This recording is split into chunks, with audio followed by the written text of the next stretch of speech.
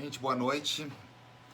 É um prazer aqui estar com vocês. Não é da forma que eu gostaria, até porque a proposta metodológica para a disciplina de vocês é, foi fundada, né, na apresentação de seminários, que eu achei bem legal, né? Eu gostei bastante do primeiro encontro nosso.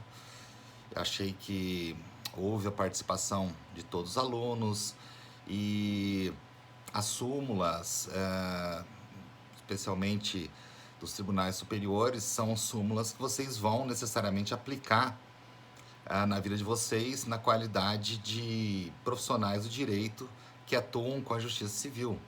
Então, eu achei o formato bem interessante e confesso que eu fiquei bem satisfeito com o primeiro encontro. Infelizmente, estamos vivenciando essa crise sanitária, né? Essa situação de calamidade, e isso nos obriga a adotar outras posturas, adotar, pelo menos temporariamente, enquanto não for debelada a curva acentuada de disseminação do vírus, né, do Covid, nós temos que adotar alternativas para continuarmos aí o nosso programa e continuarmos os nossos debates. Bom, em primeiro lugar, eu pretendo manter, a rigor, a discussão, o debate, os seminários das súmulas, da forma como foi estabelecido no primeiro encontro nosso em fevereiro. Então, aqueles grupos que já se comprometeram com as súmulas, de acordo com a divisão proposta, de acordo com os grupos propostos, né, a divisão de grupos que foi formada por vocês, esses grupos continuam com suas respectivas súmulas. Mas, durante esse prazo, esse tempo, nesse período de quarentena, nós vamos debater através, através do sistema Teams, sistema de reunião Teams, nós vamos debater outras súmulas. Cada semana nós vamos, numa aula, no mesmo horário da nossa aula, dos nossos encontros, nós vamos debater online, ao vivo, outras súmulas, outros temas importantes, especialmente os precedentes que deram origem aos enunciados sumulares do STJ. Então, para essa semana, aliás, para a semana seguinte, para segunda-feira, eu já mandei os convites para vocês via sistema Teams, e nós vamos realizar um debate a respeito do tema 638, da súmula 638. É uma súmula muito interessante, gente. Esse é um debate bem legal. Eu peço que vocês leiam o material que eu já encaminhei no AVA, e se refere à hipótese em que alguém realiza um penhor na Caixa Econômica Federal, efetua o depósito da joia, né, do bem que foi do bem objeto de contrato de penhor. Eu vou falar rapidamente também sobre contrato de penhor. E ocorre que, uma vez realizado o depósito, um roubo, um furto, venha a ocorrer na agência bancária da Caixa Econômica Federal. E essa discussão, que vai ser realizada no nosso encontro de segunda-feira, discute justamente essa situação. A Caixa Econômica responde ou não pela subtração do bem que foi depositado em penhor pelo contratante. Então, eu deposito um determinado bem em penhor, vamos pensar num Rolex, depositei um Rolex em penhor, levantei um valor, né, levantei um valor de empréstimo, e antes do término, do termo final de cumprimento do contrato, ou seja, antes do prazo de vencimento das minhas prestações, corre um furto, um roubo na agência da Caixa Bancária, na agência da Caixa Econômica Federal. Então, a discussão envolve essa situação. A Caixa Econômica Federal, ela responde integralmente pelo roubo ou pelo furto do bem que foi penhorado ou não? Ou existe um limite de responsabilidade? Portanto, vai ser uma aula bem interessante. Nós vamos realizar um debate através do sistema Teams e a partir desse debate nós vamos analisar os precedentes que deram origem à súmula 638.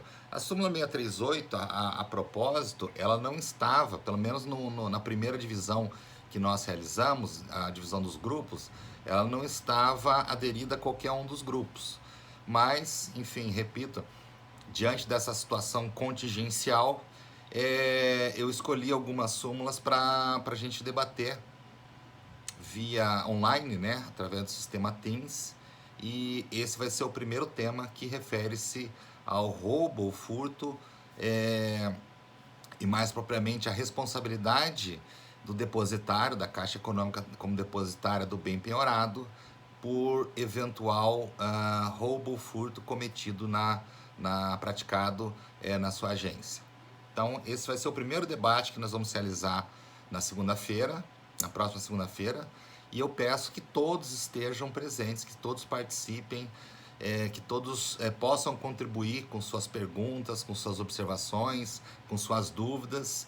É só assim que nós vamos conseguir desenvolver bem a disciplina de estudo de casos e, especialmente, proporcionar a você, que somente a partir da participação de vocês que eu vou conseguir transferir para vocês o conhecimento a respeito desses precedentes, desses verbetes sumulares que são de relevância, de tamanha relevância e são muito importantes para o dia a dia, para a vida de vocês.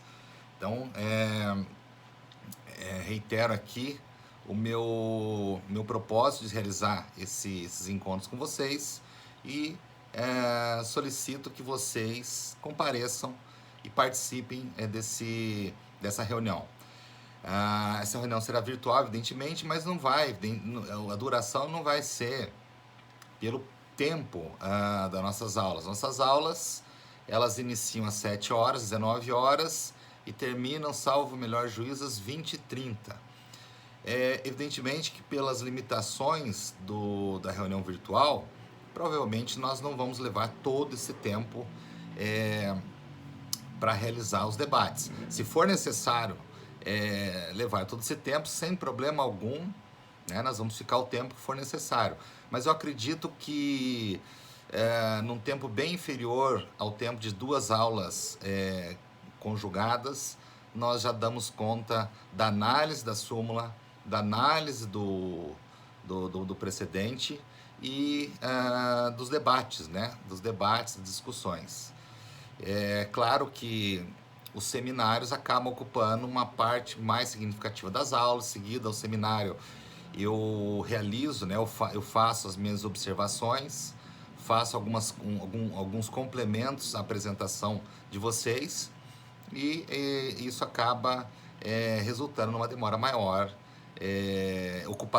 ocupação dos 2 períodos, que como deve ser, né? Como deve ser, como está proposto na grade horária de vocês. Mas a reunião via sistema Teams, ela tende a ser uma reunião mais rápida, mais enxuta, enfim. Nem por isso vocês estão dispensados desse compromisso. Eu espero que todos estejam presentes e vamos realizar essa experiência nova nesse momento. Nós não temos uma alternativa, vamos lançar mão dessa experiência nova.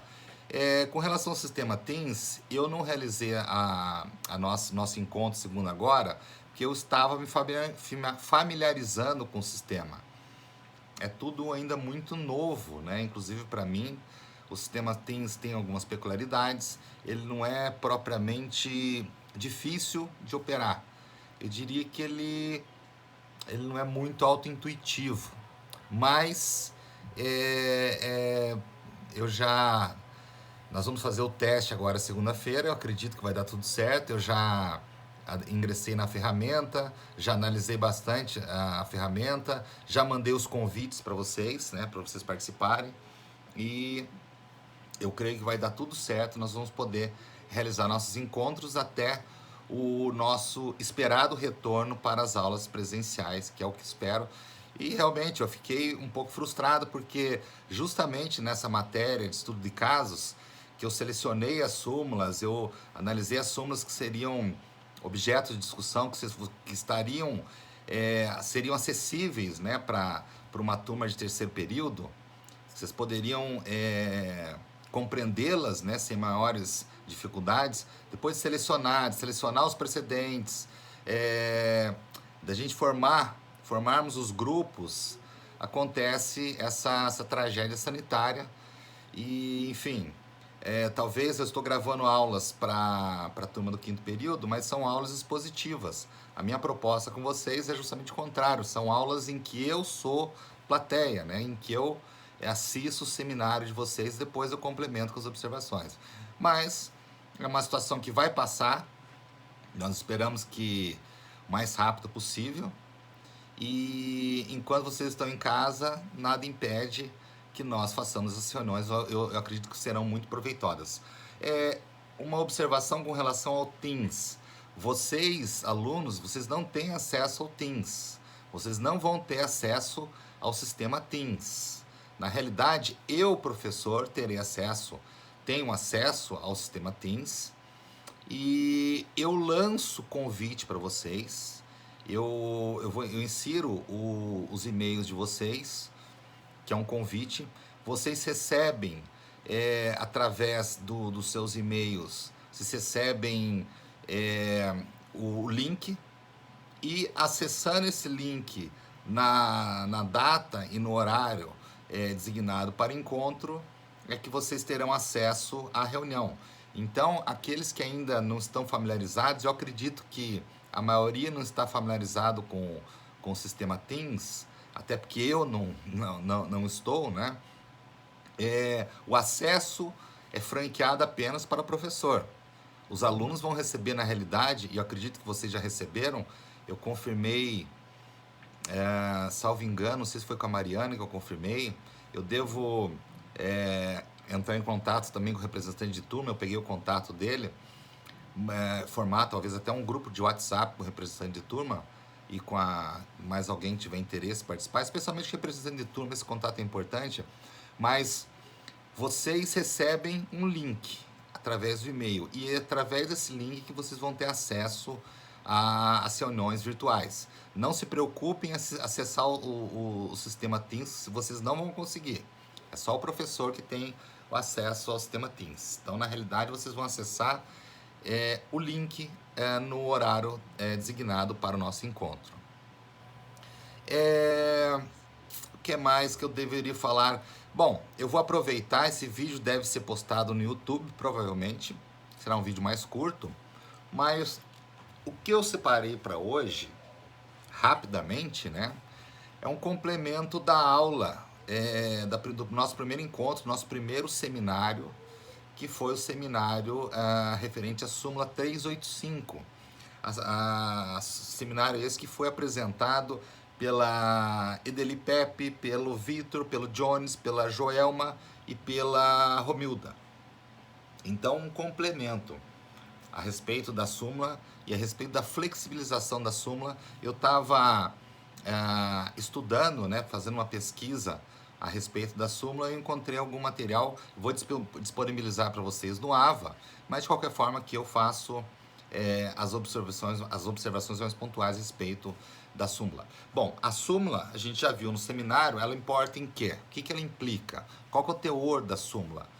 O teor da súmula é no sentido de que não cabe indenização por danos morais aquele consumidor, né, que teve a sua inscrição realizada no cadastro restritivo de crédito, caso ele já tenha apontamentos anteriores em outros cadastros, caso ele já tenha outros apontamentos, outras inscrições legítimas por inadimplência.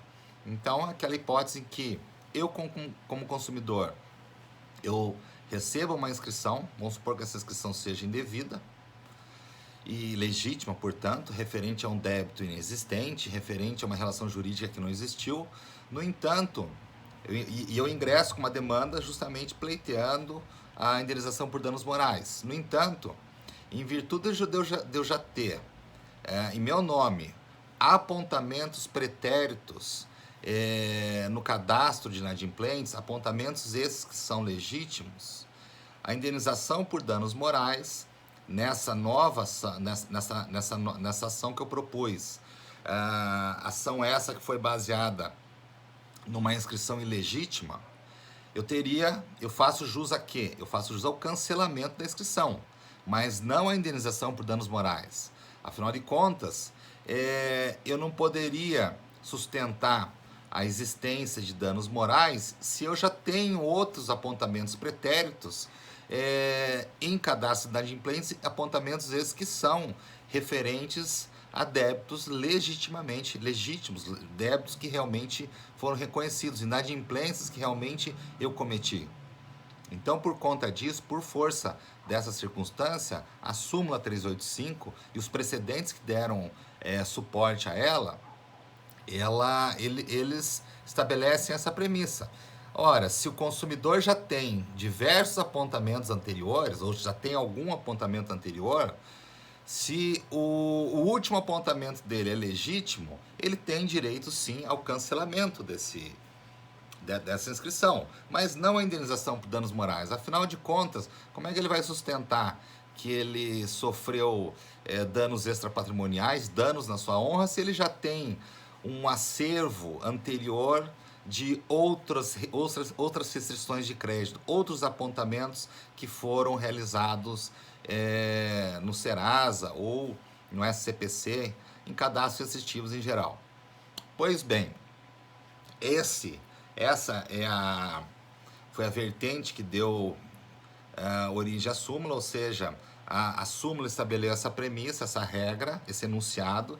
Esse enunciado, como a gente já falou, e esse é o propósito da nossa disciplina de estudo de casos, é justamente permitir que vocês saibam diferenciar jurisprudência de precedente de súmula. Eu, inclusive, remeti para vocês um material no AVA, né?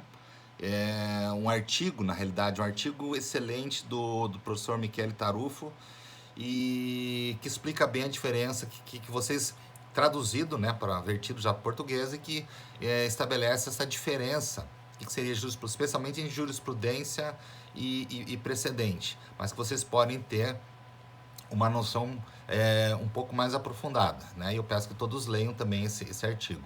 Mas enfim, os precedentes que deram origem à súmula 385, eles se pautaram nessa circunstância. É uma súmula polêmica, como foi falado. Evidentemente, nós não vamos discutir assuntos tranquilos, pacíficos, né? A ideia é justamente fomentar o debate com vocês através de seminários que façam vocês desenvolver o raciocínio e suscitar questões, suscitar ideias interessantes e até oposições a respeito do que está sendo debatido.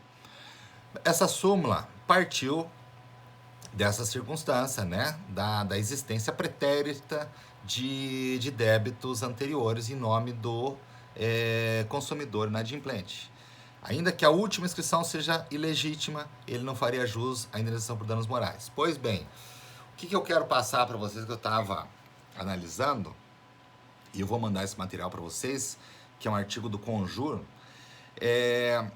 a flexibilização da súmula 385, através de um julgado emanado da terceira turma do STJ, relatoria da ministra Nancy Andrighi.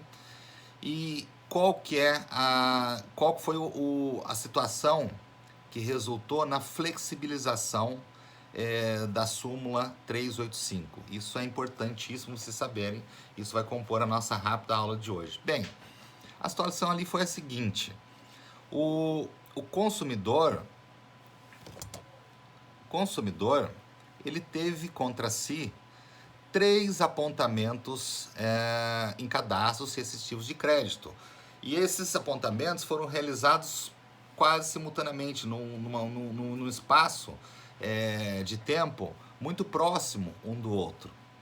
E ele propôs as demandas também, a diferença de temporal entre o ajuizamento da primeira, da segunda e terceira demanda são são pequenos, são curtos, né? O espaço temporal são relativamente curtos.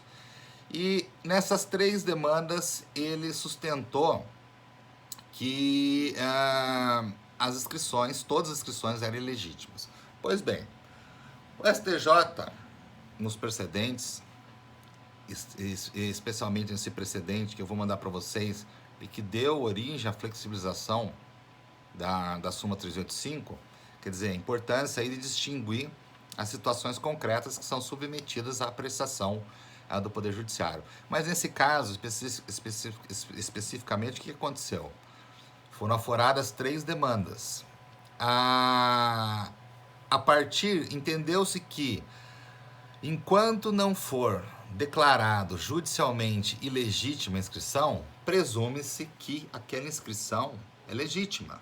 Ou seja, se eu fui inscrito no Serasa, enquanto essa inscrição em meu nome, que foi realizada em meu nome, enquanto ela não for declarada ilegítima por sentença transitada em julgado, ou seja, se é por sentença da qual não caiba mais recurso, presume-se que realmente eu estou diante de uma situação de inadimplência e, portanto, aquela inscrição ela é legítima, ela está respaldada pela legitimidade e eu seria, em tese, um consumidor inadimplente. Ocorre que nessas situações que eu estou mencionando, que deram aso à flexibilização da súmula 385, aconteceu o seguinte: a primeira demanda foi julgada e reconheceu que realmente o débito era ilegítimo. A segunda demanda foi julgada, também reconheceu que o débito era ilegítimo. Essas demandas, 2 delas transitaram em julgado. E na terceira demanda que estava em trâmite, o que aconteceu? O tribunal reconheceu que o juiz, o tribunal, né, o Tribunal de Apelação, o Tribunal de Justiça, reconheceu que houve realmente, a inscrição era ilegítima. No entanto, como o autor já tinha inscrições anteriores, apontamentos anteriores, ele não faria jus à indenização por danos morais.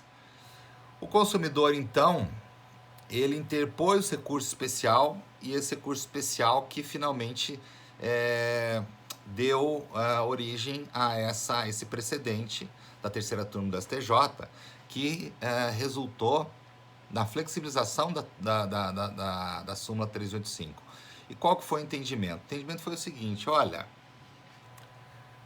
existiam de fato 3 inscrições em nome do devedor, em nome do autor da demanda, né?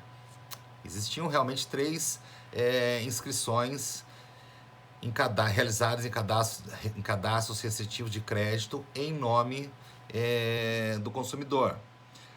E, de fato, reconhece-se que, enquanto não é declarada a ilegitimidade dessa inscrição, ou seja, que essa inscrição é pautada numa relação jurídica inexistente ou indevida, a inscrição deve ser reconhecida como legítima, como uma inscrição que torna o consumidor inadimplente.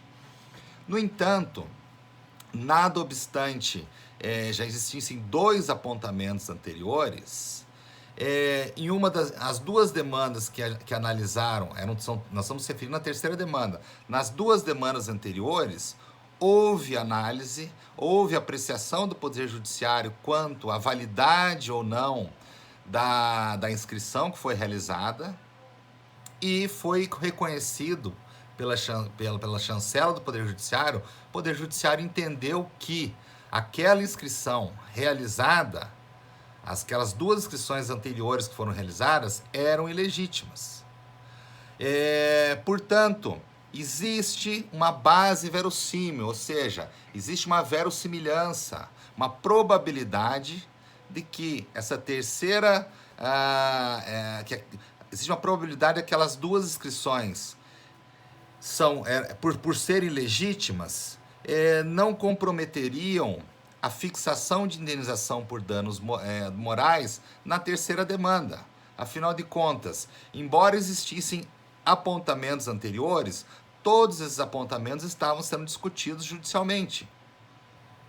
E esses apontamentos que foram discutidos judicialmente, em 2 demandas, em 2 ações, o pedido do consumidor foi reconhecido e, como consequência, as inscrições foram anuladas. Então, uma das demandas foi transitou em julgado, operou-se o trânsito em julgado, ou seja, realmente a primeira inscrição realizada em nome do consumidor, em nome do autor, foi reconhecida como indevida. E a sentença transitou em julgado e isso resolveu-se com a autoridade da coisa julgada. Não comporta mais discussão. A segunda demanda que foi proposta, que o autor propôs para anular a inscrição realizada no cadastro restritivo Serasa e pleitear danos morais, nessa segunda demanda, o autor ganhou em primeiro grau, foi reconhecido que realmente se tratava de uma inscrição indevida e o processo está em grau de recurso. Ainda não foi julgado, a inscrição não foi cancelada em caráter definitivo, mas o fato é que existe uma possibilidade, uma probabilidade, melhor dizendo, de que realmente aquela inscrição realizada no segundo processo seja indevida, já que existe uma sentença prolatada por um juiz de primeiro grau que reconheceu como indevida essa inscrição. O processo está em grau de recurso. Ora, nessa terceira inscrição que foi realizada em nome do consumidor, ela é reconhecidamente indevida. Refere-se a uma obrigação que não tem laço, uma obrigação inexistente. Utilização indevida de dados do consumidor que deram origem a uma terceira inscrição de seu nome no cadastro restritivo. Em princípio, pela mera aplicação do verbete da súmula 385, não caberia danos morais. Por que não caberia danos morais? Porque a súmula ela reflete o entendimento no sentido de que a existência de inscrições anteriores, elas afastam a pretensão indenizatória por danos morais, como foi dito, como foi abordado para vocês, inclusive, no seminário. No entanto, aonde que está a lógica da flexibilização desse entendimento recente? A lógica está no seguinte: ora, é certo que enquanto uma sentença transitada em julgado não reconhecer como indevida a inscrição realizada no cadastro restritivo de crédito, ela presume-se uma inscrição legítima. Isso não se discute. Ocorre que a inscrição número 1, ela já foi submetida ao crivo do Poder Judiciário. O Poder Judiciário reconheceu como indevida a inscrição e a sentença transitou em julgado. A inscrição número 2, anterior, portanto, essa última inscrição, a inscrição que está sendo discutida, né, que deu origem aí à discussão no STJ, quanto à flexibilização da súmula 385, a inscrição número 2, ela já foi sentenciada em primeiro grau, foi reconhecida como indevida a inscrição realizada no cadastro restritivo, porém, ainda não há trânsito em julgado, porque o processo ainda pende de análise recursal. Existe uma pendência com relação ao recurso que foi interposto. O recurso interposto ainda não foi apreciado e, portanto, não há trânsito em julgado.